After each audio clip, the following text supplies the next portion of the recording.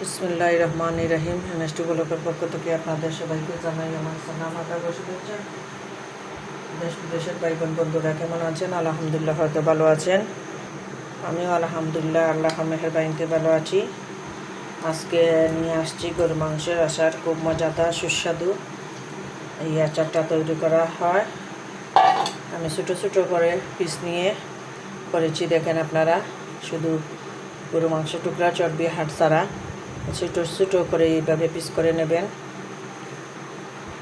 অর্ধেক কেজি পরিমাণ হবে। আমি হলুদ গুঁড়োর পরিমাণ মতন দিতেছি।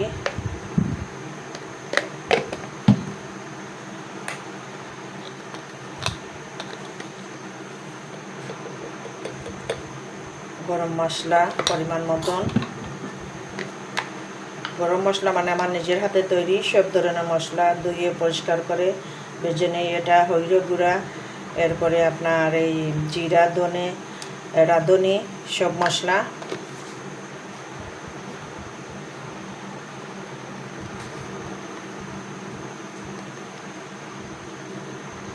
মরিচ গুঁড়ো। পরে আরেকবার বাগার দেব, তখন আরও মশলা দেব। লবণের পরিমাণটা খুব কম দিতে হবে,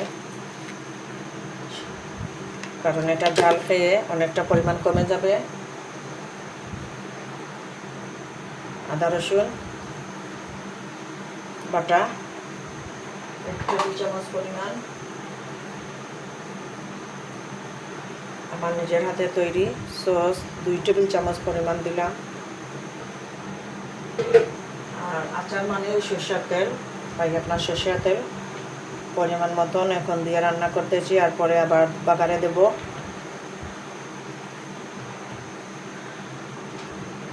এই হলো উপকরণ। এটা মাখিয়ে ভালো করে করলে আপনারা 1 ঘন্টা আধা ঘন্টার জন্য রেখে দেবেন। আর যদি মনে করেন সাথে সাথে রান্না করতে, তাহলে সাথে সাথেও পারবেন। এটা মাখিয়ে রাখলে নরম হবে, মশলাটা ঢুকবে সব কিছু, আর আপনার পানিটাও বের হবে। সেজন্যে আমি এইভাবে আধা ঘন্টা রেখে দেবো। ঢাকনা দিয়ে রেখে পরে যখন চুলায় বসাবো তখন আপনাদের নিয়ে আসবো। আমি এইমাত্র কিন্তু আধা ঘন্টা পরে এইমাত্র, এখনও আগুন দিইনি, নিয়ে আসলাম চুলার মাঝে। বিসমিল্লাহির রহমানির রহিম। আর এই দেখেন আমার মাংসটা একটু একটু না, পানি এখনও ওঠেনি, কিন্তু এরপরে এই মশলাটা মাখিয়ে দেওয়ার কারণে, রাখার কারণে আধা ঘন্টা আস্তে আস্তে পানি উঠবে। মশলাটা লেগে গিয়েছে মাংসতে। এটা আমি 15 থেকে 20 মিনিট রান্না করব। চুলার আগুনটা একবারে কম দিয়ে সিদ্ধ করে নেব। আর মাঝে মধ্যে আপনাদের দেখাবো। এটা চুলার আগুন কম দিয়ে আমি চেষ্টা করব, মানে পানিটা না দেওয়ার জন্যে, পানিটা যেন না দিই চেষ্টা করব।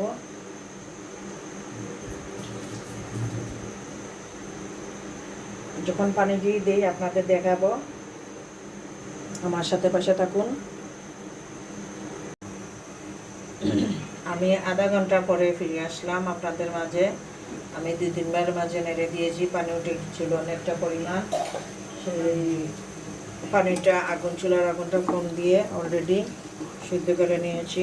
দেখতে পাচ্ছেন ভাজা ভাজা হয়ে গিয়েছে, পানিটা টেনে গিয়েছে। তাই আর একটু পানি দেব আমি, দিয়ে এটাকে আরও আধা ঘন্টার মতন চুলার আগুনটা একবারে কমিয়ে নিয়ে সিদ্ধ করে নেব। একটু পরিমাণ পানি দেব, আপনারা দেখতে পাবেন। আমি জালে খুব অল্প পরিমাণ পানি বসিয়েছি, দেখেন খুব অল্প পরিমাণ পানি বসিয়েছি। একটু দিয়ে দেবো, দিয়ে সিদ্ধ করে নেব।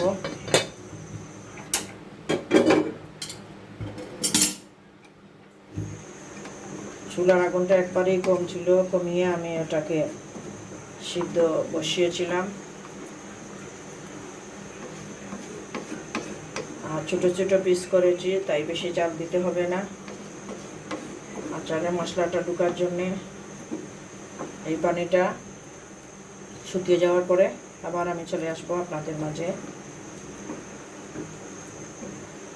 পরে বাগারটা দেব আচারের।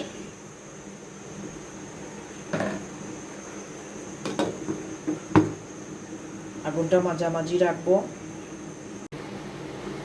আবার আধা ঘন্টা পর ফিরে আসলাম।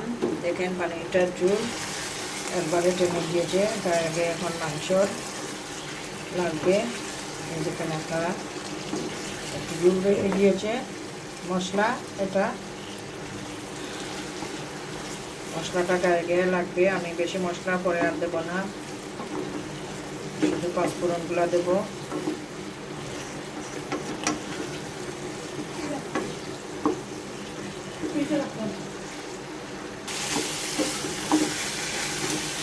একবারে এই দেখেন একবারে গায়ে গায়ে লেগে গিয়েছে, শুকনো করে নিয়েছি। দিয়েছি জাল দিয়ে ভালো করে, মশলাটা যেন মাংসের গায়ে গায়ে লেগে যায়। আর এক টুকরা মাংস আমি চেয়ে দেখি, চেক করে গলে গিয়েছে কিনা। একটু গরম দেখাচ্ছি আপনাদের। গরম আমি ছোটো ছোটো পিস করেছি, আপনাদের বলেছি। এই দেখেন একবারে গলে গিয়েছে, একবারে গলে গিয়েছে গরম। পেঁয়াজ ছাড়া সব মশলাও দেওয়া হয়েছে, কারণ এটা রুটি দিয়েও খাওয়া যাবে, আপনার খাওয়া যায়, এইভাবেও খাওয়া যাবে। আমি একবারে চেক করে দেখে ফেললাম, নরম হয়ে গিয়েছে মশলাটা। এই দেখেন টেনে গিয়েছে। আমি ছোটো স্ট্যান্ড দিয়ে এটা করতেছি, তাই আপনারা বেশি উঁচা থেকে দেখতে পাচ্ছেন না। মশলাটার কাজও শেষ।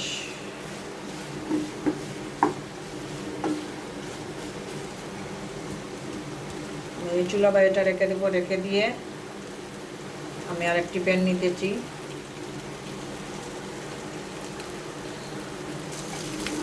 দেখেন দেখেন মশলাটা একবারে লেগে গিয়েছে মাংসের সাথে। আবার আরেকটি প্যান বসাবো আমি। বিসমিল্লাহির রহমানির রহিম। আলহামদুলিল্লাহ।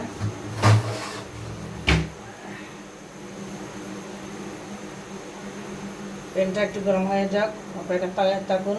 প্যানটা গরম হতে হতে আমি কি কি দিতেছি এই মুহূর্তে বাগারে তা দেখাচ্ছি। রসুন কুচি, আদা কুচি পরিমাণ মতন, 3-4টা মরিচ আস্ত এবং আস্ত রসুন এটা করে দেব। আর আদা কুচি রসুন কুচিটা আগে দিয়ে দেব।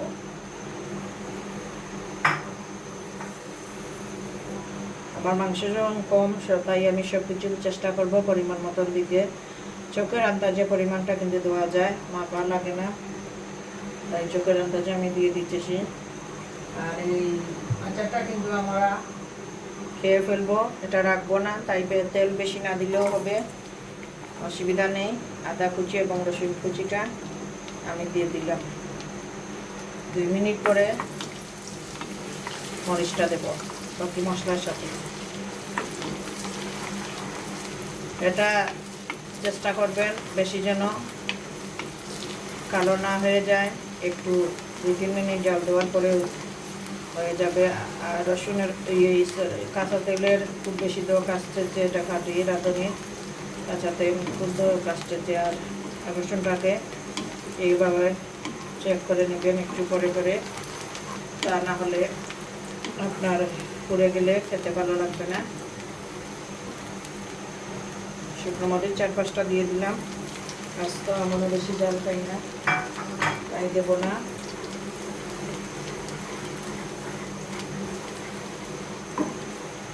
আগুনটা কমিয়ে বাকি মশলাগুলো আস্তে আস্তে দিয়ে দিতেছি। আমার এই সরষা, লাল সরষা বাটা, কাঁচামরিচ 2টো আর ধনেপাতা একটু দিয়ে এটা কেটে নিয়েছি। আমার মাঝে মাঝে আচার বা সব কিছু করতে হয়, রসুনের আচার, তাই বেশি লাগে, তাই আমি বেশি করে রেখেছি। করে এটা দিলাম।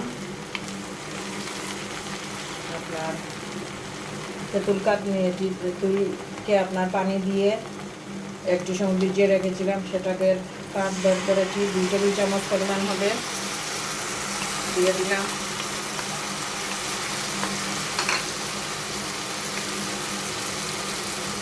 আমরা জালের পরিমাণটা কম খাই, তারপরেও আপনাদের ভিডিও দেওয়ার জন্য একটু মরিচ দিয়ে দিলাম।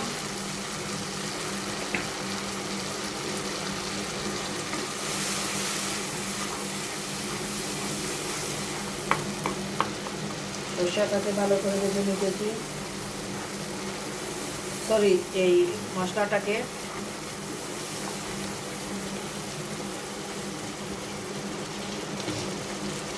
আর গরম মশলা আমি সব মশলা দেবো না, কারণ আগে দিয়ে দিয়েছি, সেজন্যে এটা গরম মশলা দিয়ে দিলাম, আমার নিজের হাতে তৈরি।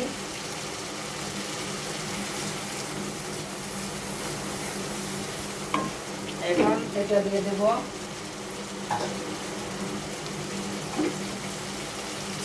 রহমানির রাহিম।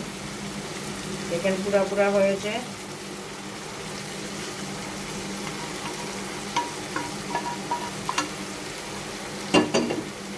মাংসটা, মশলাটা, বাকি উপকরণগুলো দিয়ে দিই।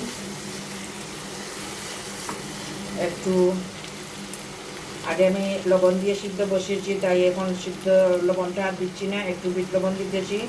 বিট লবণ দিলে এটা স্বাদ বেড়ে যাবে অনেকটা পরিমাণ। লেবু চিপে দিতেছি, টক ঝাল মিষ্টি ভালো লাগবে খেতে। একটু আমি মিষ্টি দেব 1 চামচ পরিমাণ।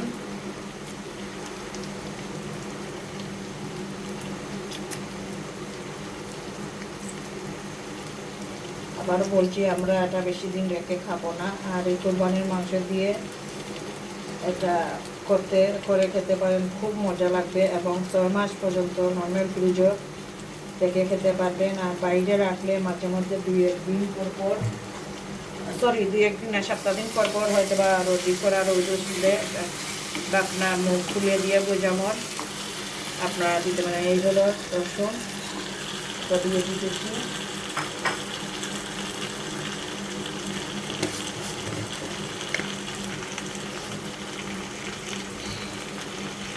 চিনি দিতেছি 1 চা চামচ পরিমাণ।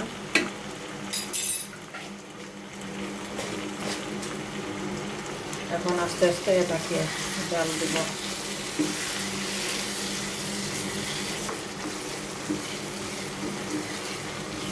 যা বলছিলাম আপনাদের, এটা ঠান্ডা হওয়ার পরে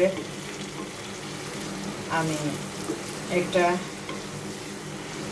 বুজামা পরবো, কিন্তু বুজামা পরে লাভ হবে না, আমরা এটা 2-3 দিনের ভিতরে খেয়ে ফেলবো বাচ্চাদের বা হাজব্যান্ডকে নিয়ে। এটা আমাদের বেশি দিন রাখার দরকার নেই। ঘরে যখন মাংস আসে তখন এটা আমরা করে করে খেতে পারবো। শুধু আপনাদের ভিডিও দেওয়ার জন্যে রেডি করলাম। আর জীবাণুমুক্ত কাচের বুজামে ঠান্ডা করে আপনারা এটা রাখবেন। আর যদি 6 মাস রাখতে চান তাহলে রোদ্রে দিয়ে ঢাকনার মুখ খুলে দিয়ে রোদ্রে দিয়ে গরম হওয়ার পরে আপনারা ঢাকনার মুখ খোলা অবস্থায় দিবেন। আর রৌদ্র থেকে আনার পরে আপনারা ঠান্ডা করে বুজামের মুখটা রেখে দিবেন। ঠান্ডা করে বুজামের মুখ লাগিয়ে রাখবেন, তা না হলে আচারটা নষ্ট হয়ে যাবে। যে কোনো আচারেই ঠান্ডা করার পরে আবার বুজামের মুখটা রাখতে হয়। আর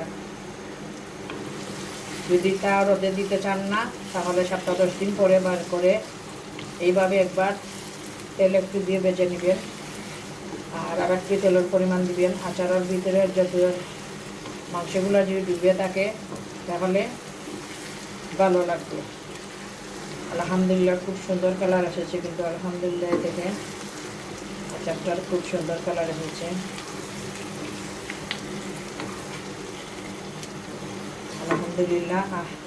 শুকনো মরিচ ভাজা একটু দেবো। এটাকে 10-15 মিনিট আমি ভেজে নেব। 10 থেকে 15 মিনিট লাগবে। চুলার আগুনটা কম করে কালার করবে এবং ভাজা ভাজা হবে মাংসটা, সেজন্যে। আর সিদ্ধটা তো দেখিয়েছি, একবারে সিদ্ধ হয়ে গেছে নরম হয়ে।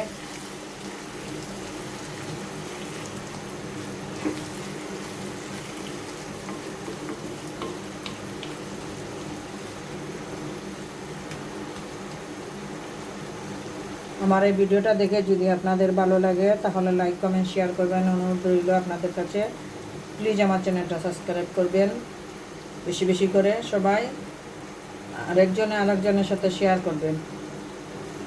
আর এইভাবে কোরবানির মাংস দিয়ে আচার তৈরি করতে পারেন সহজভাবে, মজাদার আচার।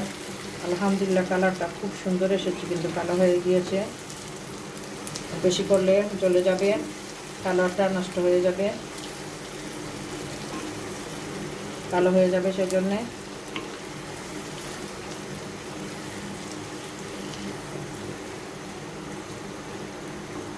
আলহামদুলিল্লাহ হয়ে গিয়েছে। আর আচার মানে টক, এই তেঁতুল এবং লেবুটা দেওয়ার চেষ্টা করবেন। লেবু না থাকলে সিরকা দিতে পারেন 2 টেবিল চামচ বা 1 টেবিল চামচ দিলে হবে, কারণ তেঁতুলটা তো দিতেছেন সেজন্যে। তেঁতুলটাও যদি না থাকে তাহলে 2 টেবিল চামচ সিরকা দেবেন। এই বলে সবার কাছ থেকে বিদায় নিতেছি। আমার আচারটাও হয়ে গিয়েছে আলহামদুলিল্লাহ। সবাই ভালো থাকুন, সুস্থ থাকুন, এই কামনা করে বিদায় নিতেছি। আসসালামু আলাইকুম। চুলার আগুনটা নিভিয়ে ফেলতেছি আপনাদের সামনে।